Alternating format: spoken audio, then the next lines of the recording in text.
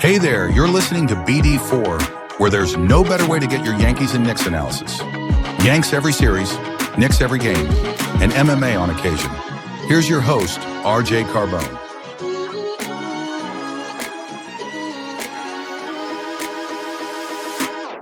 And a high drive in the left center field. Stanley's going to watch another one fly. Are you kidding me? DiVincenzo a three. Bang! Bang! Knicks take a Take this time to apologize to absolutely nobody. At the wall. See ya! See ya! See ya! Mr. November. Anthony for three. Bang! That one goes down and the game is tied. Rose, you shook up the world again. I did it again. My God did it, man. I really just had Gonna have to. Brunson running away. Oh my! He has been the best player to put on that uniform. Ball game over. Yankees win. The Yankees win.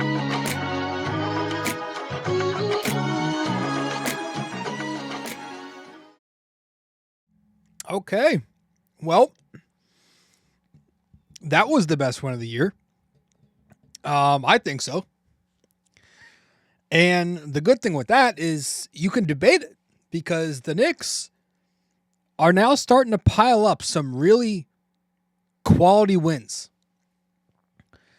I mean, it's been recent. It was Denver.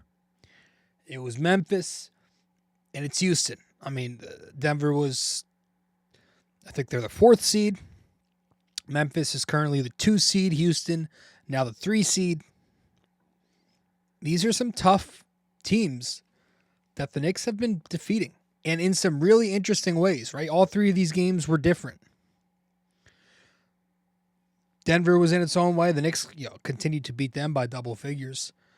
They put a hammering on the Grizzlies. And then it was a fun come-from-behind victory last night. And they did this last night without OG Anunoby. They did it with what I thought was a very bad whistle. And I never complained about officiating. And they did it, they were playing pretty underwhelming basketball for 2.5 quarters. But they pulled through with the 124-118 win, and the Knicks have now won 6 out of 7. And they continue to beat quality competition. Now, I still need to see them beat some specific teams. Boston, in particular. And they're going to be tested coming up on Saturday, most likely without OG Anunoby.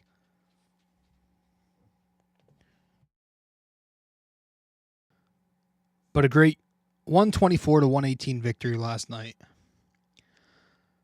to wrap up their homestand at the Garden. A lot of good contributions. Mikal Bridges, made of iron. I don't know what that was. Falls on his ankle, turns it. Takes a minute. And then he just gets up, and he's fine. He's like laughing it off, and he's playing, and he has his best half after that little scare.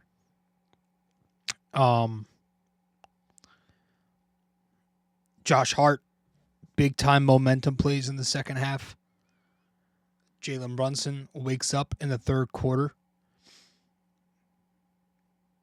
Some ups and downs. And the fact that, again, the Knicks fell behind in double figures in the second half, and they still were able to pull this off. Massive. Didn't see that earlier in the year from this team, that toughness. They were down 11 points, top of the fourth quarter. But Towns, a couple of big baskets early. Brunson goes crazy in the fourth. You get some big-time defense in the final minutes from Brunson and others. And, there were some things I didn't like about the offense last night. We're going to talk about that, the lineup decision was interesting, but given some of the spacing concerns, like I feel like they didn't use Josh Hart enough as a screener until late in the game where they spammed him and Deuce.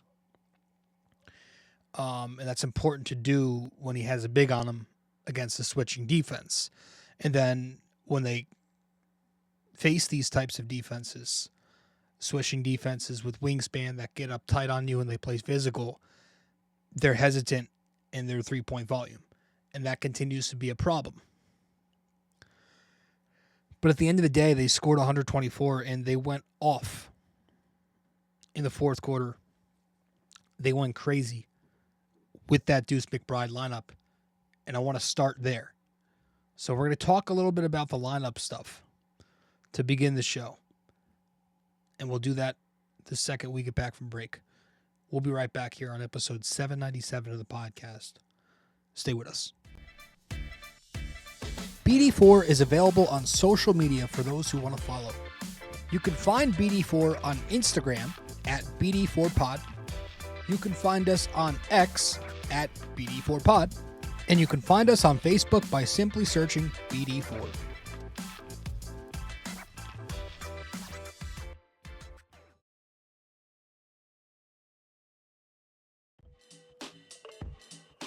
Hey guys, just a quick reminder, this podcast is also available in video format on YouTube. So be sure to go over to the YouTube channel, BD4, subscribe, like the videos, comment, and tell me how much I suck or maybe how much you like the video. We'd very much appreciate it.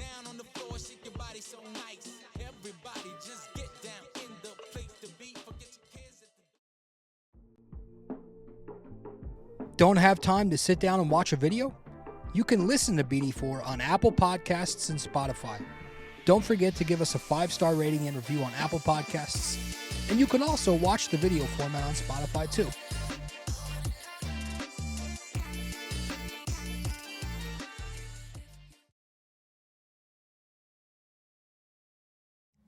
All right. Welcome back to the show, episode 797 of the podcast.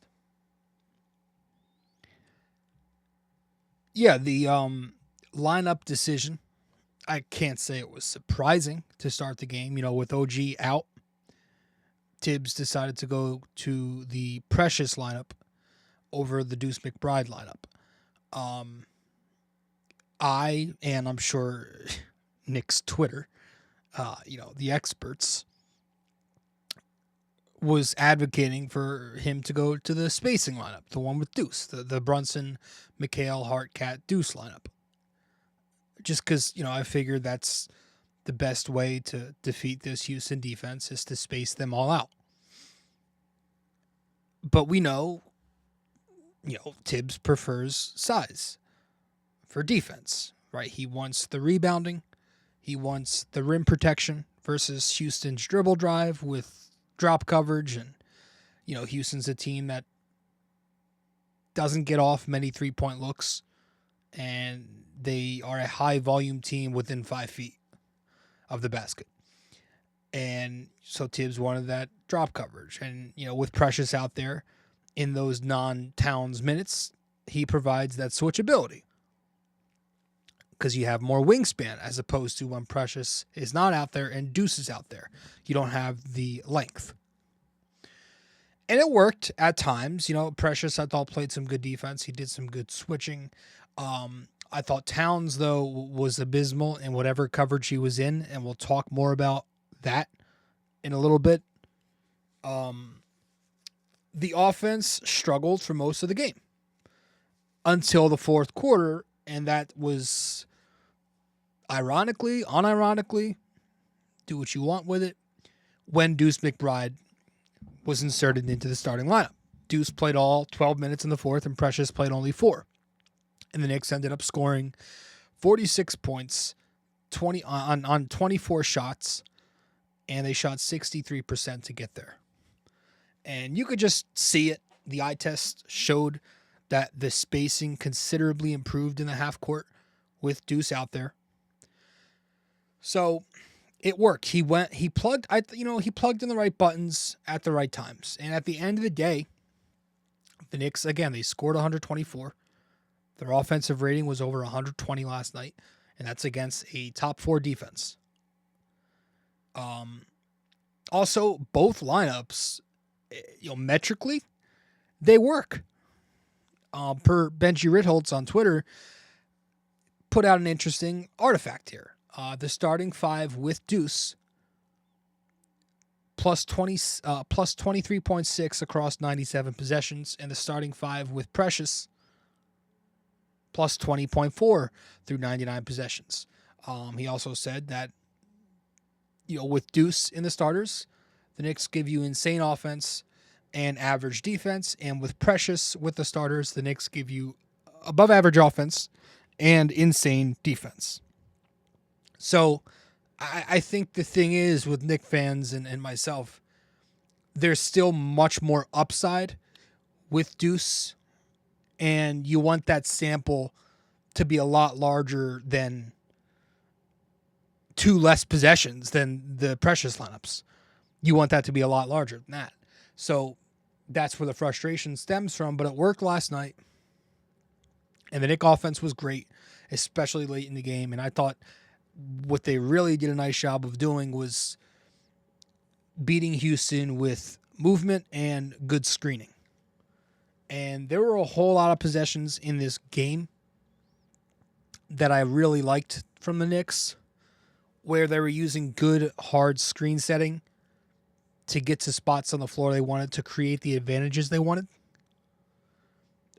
In the middle of the first quarter, Brunson, Huck-Porty pick and roll.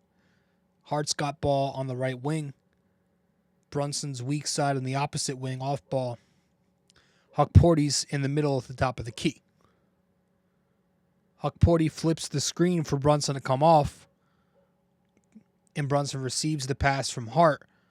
Huck-Porty then rescreens off the catch, and Brunson goes left, finishes off the drive at a pick and roll. Good screening.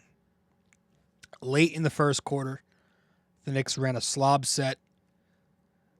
Deuce comes off of Huck-Porty and Precious staggers, and he receives a pass from Brunson on the inbound, flows it into a baseline jumper. Simple slob action, nothing crazy, executed to perfection by coming off those 2 staggers there. And then the Knicks went to a big-time scoring drought after that, but the very next basket came like early, mid-second quarter, and it was a zipper play where Deuce pops to the weak side wing off of a Cam Payne rip screen. Cam slips it to draw Deuce's defender, Amon Thompson, to the roll.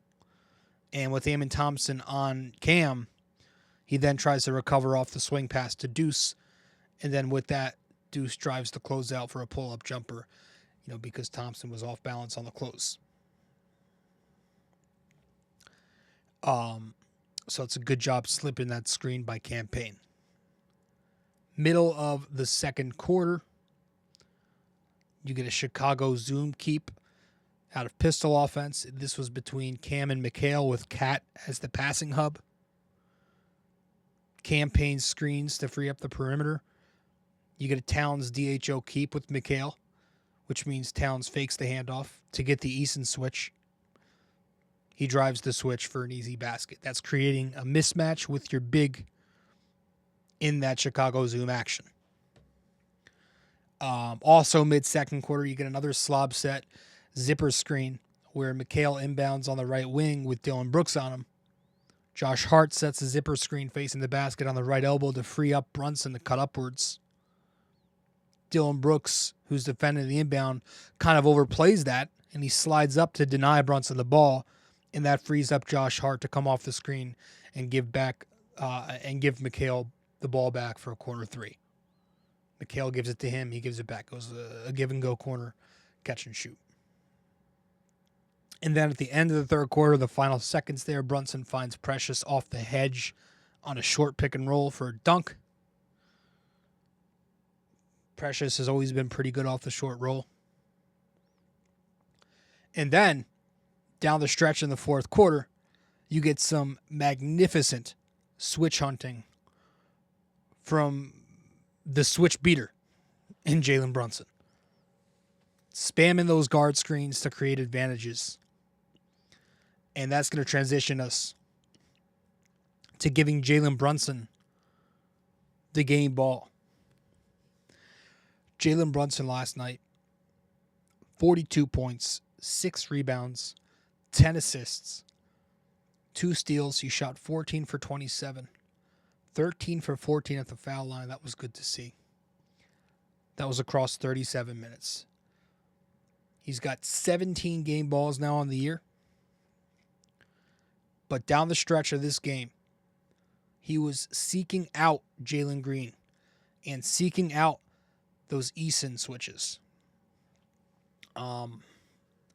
With about 4 minutes left and the Knicks down 4, Brunson comes up the court. He's got Dylan Brooks on him. He gets the deuce screen to get the Jalen Green switch.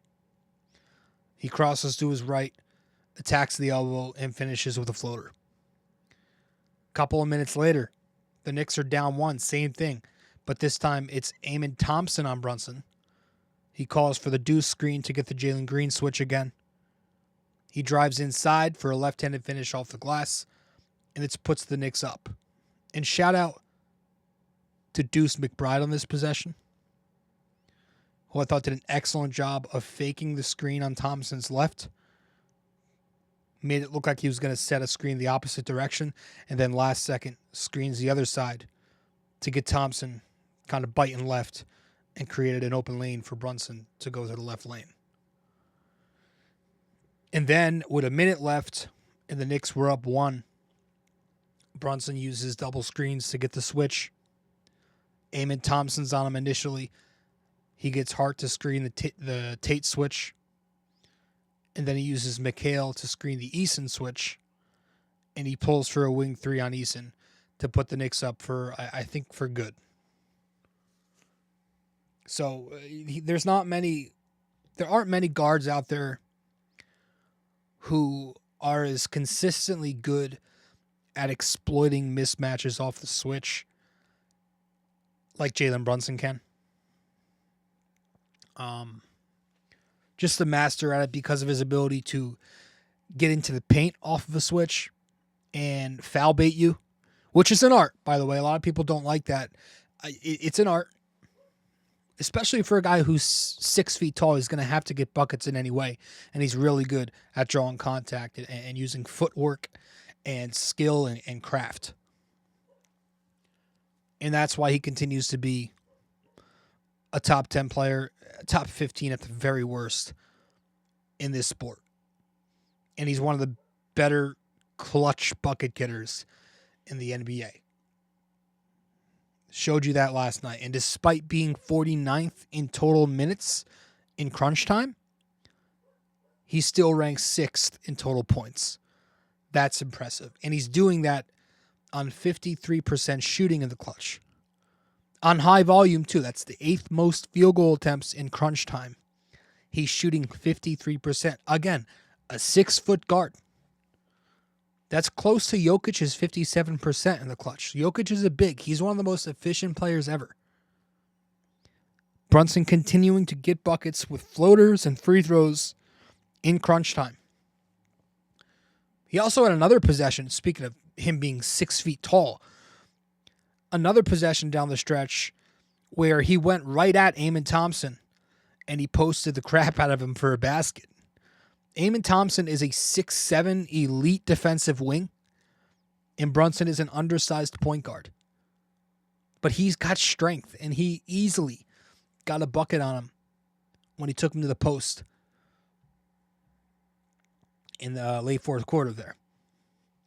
So Brunson's 42 and 10 last night. I mean, this is probably his best game of the season. I know he had a 55-piece, but given the quality of competition, Houston's defense, it was the best win of the year. I think this was his best. This was his most well-played game offensively, scoring, the assisting, and the defense at times. As we go to the bench, I thought Ariel Huck-Porty, he may not have been the best Knick on the floor or among the second unit.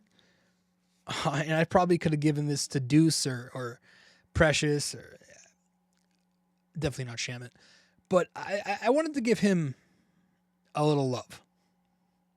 Because I liked the minutes I saw from Huck Porty last night. So he gets his second game ball of the year.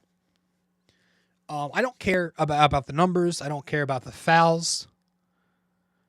I loved, from a young player, I loved seeing the activity. He reminds me of a young Mitchell Robinson, where right now he's just everywhere at once, and he's raw and untamed, and he kind of just doesn't have a plan out there.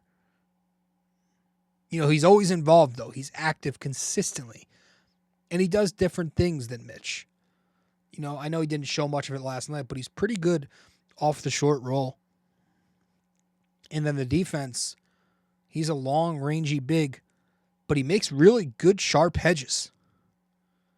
Couple of good, hard hedges on Jalen Green last night in the second quarter. Now, tough shot making wins in the end, but like, I liked some of those hedges he was making, and he recovered pretty quickly. Played so well, he got a visit from James Dolan post-game. I don't know if that was true, but I saw it on Twitter, so, you know, everything on the internet's true, right? No, all in all, it was a nice job. I thought he did a fine job of sparing Towns for a few minutes before Towns went, right after Towns went into foul trouble. That's when Huck came in, and then things kind of went awry a few minutes into his stint with the fouls. I think he finished with 4.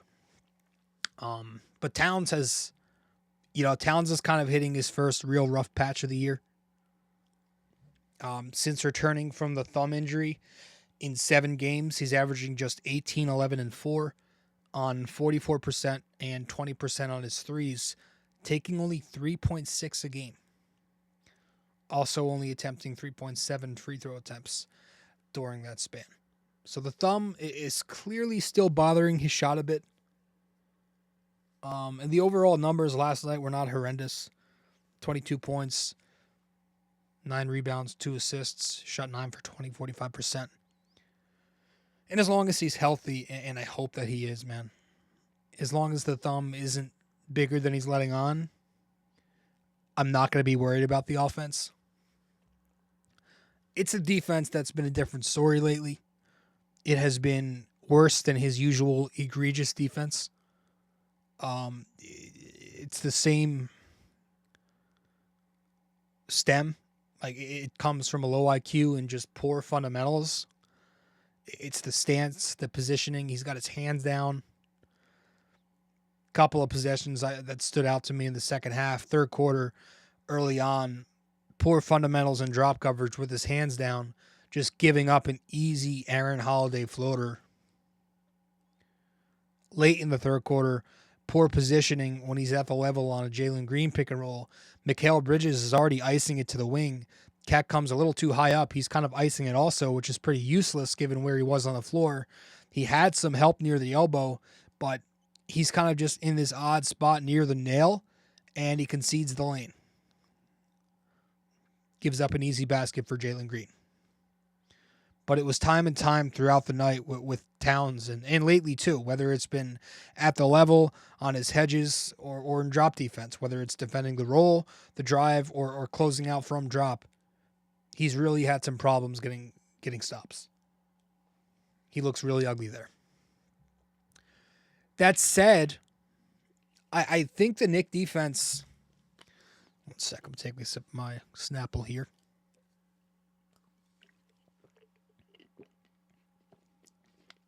That said, I did think the Knick defense did a nice job down the stretch.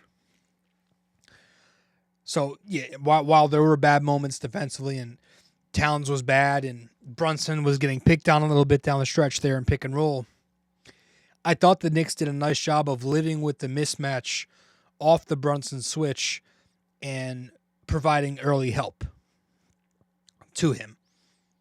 I thought they provided some real good help in the gaps. There was, just whether it was on 3-pointers in case of a dribble drive that gets past the perimeter. One of those possessions led to a Josh Hart transition basket off of a 3-point miss. Brunson assists Hart on the break, But that stemmed from the Knicks bringing some good help. And Brunson just holding his own on a switch. You know, they were living with the Brunson switches because they were providing help in the paint. There was a possession where Deuce brought good help to force a kick out with about 4.5 minutes left. You know, Brunson was on an island with somebody. Deuce brings help.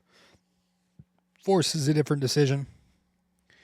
Another good possession where Brunson was targeted off of pick and roll in the fourth quarter, but he ends up drawing a charge, which is what he does best. With 2 minutes left, Houston runs a double drag to attack Brunson. Brunson fights over the Steven Adams screens, and he's got the Knick wings and help outside the lane. So the Knicks were just always readily available. With 30 seconds left, Houston's got the ball, and they're down, I think, 1 or 2 points.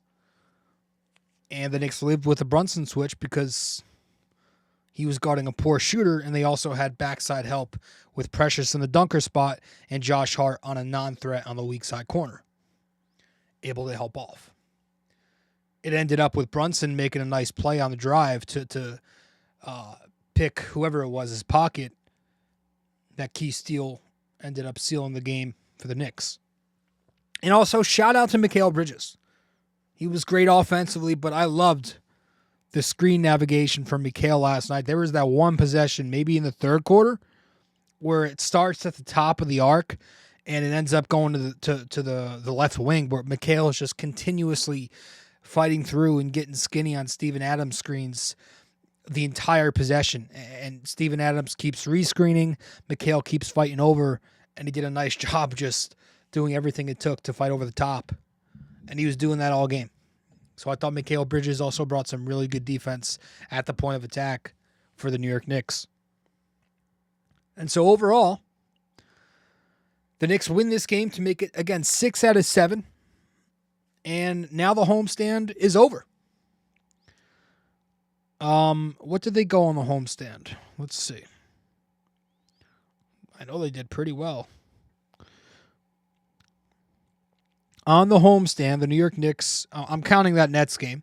So on this homestand, the Knicks went, let's see, they lost to Minnesota 0-1, 1-1 against the Hawks, 2-1, 3, 4, 5, 2, 6-2. The Knicks won 6-2 in their 8 home games. So now they have a game tonight. They have a second of a back-to-back tonight, but they travel to Canada to play the Toronto Raptors. The good thing about this is after this Toronto game, the Knicks do have another 3-day layoff. So they have Toronto, and then you have 3 days to rest before you play Boston. Hopefully OG Anunoby can heal before then. I doubt it. But they do have 3 games to prepare for the Boston Celtics in what I believe is the biggest game yet of the season for the Knicks. It's Saturday at the Garden, the only Garden. So, yeah, no game tomorrow, Thursday, or Friday. But you do have a game tonight, and that begins at 7:30 against the Raptors. So that's that. When we get back, guys, we're going to wrap it up with our trivia question. Stay with us. Be back in a minute.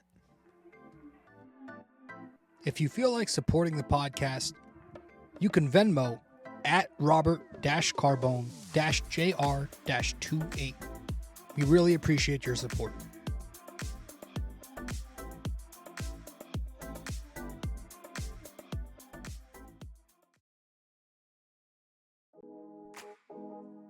Do you enjoy Yankees baseball but are tired of hearing me yap? I have a suggestion for you. Go check out Yankee Crazy Podcast. Greg Gill is a Yankees podcaster on Apple Podcasts and Spotify, and he's now selling merch. Go to yankeecrazy.myshopify.com.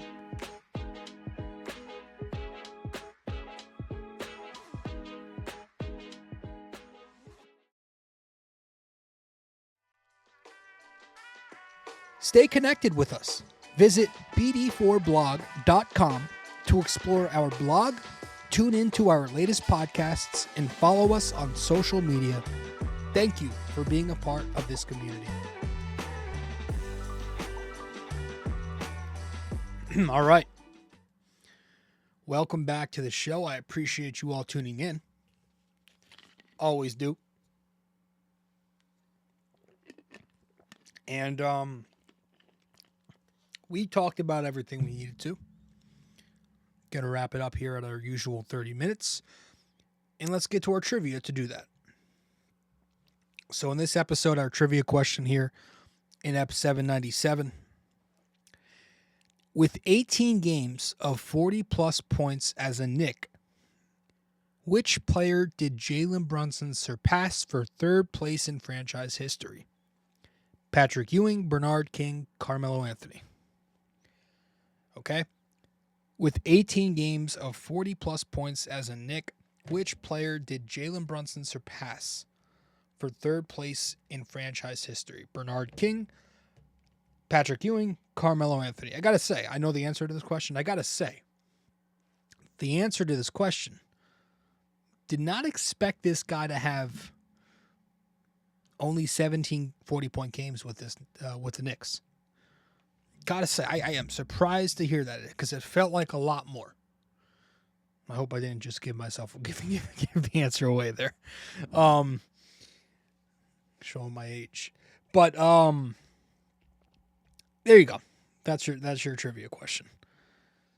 Appreciate you all tuning in, and if I can get to some Yankees soon, I will. We had a guest on recently. Go check that out. That's on our page. It's on every platform you get this podcast on. Gonna try to get some more guests this month coming up as the Yankees, as they report to camp in just a few days. So appreciate you all tuning in. I'll see you soon. Later. Well, if you made it this far, that means you listened to or watched the entire episode. Thank you. Just remember to follow, subscribe, download, rate and review, and all that fun stuff to help out the podcast. And I will see you in the next episode of BD4.